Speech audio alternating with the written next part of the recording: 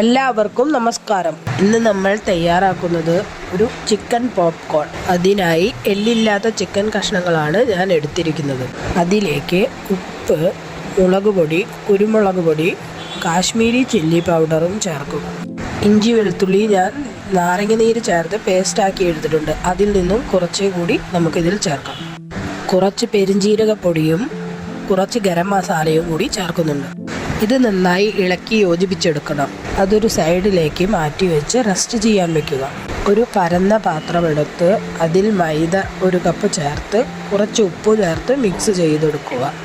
ഒരു പാത്രത്തിൽ കുറച്ച് ഐസ് വാട്ടർ എടുത്ത് മാറ്റി വയ്ക്കുക. അതിനുശേഷം നമുക്ക് എണ്ണ ചൂടാക്കിയെടുക്കാം.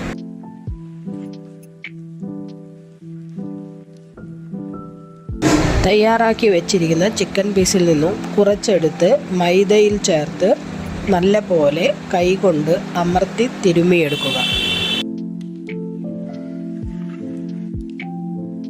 എല്ലാ ചിക്കൻ പീസുകളും ഇതേപോലെ ചെയ്ത് എടുത്തു മാറ്റി വയ്ക്കുക.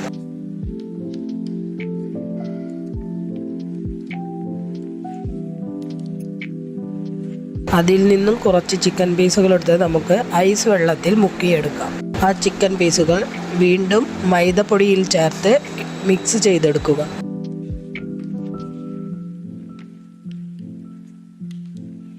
ചിക്കൻ പീസുകൾ അരിപ്പയിലിട്ട് ചെറുതായി ഒന്ന് തട്ടി കൊടുക്കുക. എക്സ്ട്രാ മൈദ പോവാൻ വേണ്ടിയിട്ടാണ് നമ്മളിങ്ങനെ ചെയ്യുന്നത്.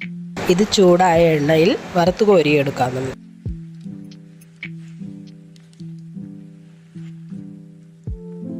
ഇങ്ങനെ എല്ലാ ചിക്കൻ പീസുകളും വറുത്തെടുത്ത് നമുക്ക് ടൊമാറ്റോ സോസിൻ്റെ കൂടെ സെർവ് ചെയ്യാവുന്നതാണ്.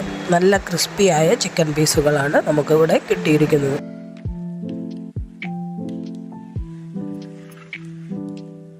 ഇതേപോലത്തെ വീഡിയോ കാണുന്നതിന് വേണ്ടി എൻ്റെ ചാനൽ സബ്സ്ക്രൈബ് ചെയ്യൂ. Thanks for watching.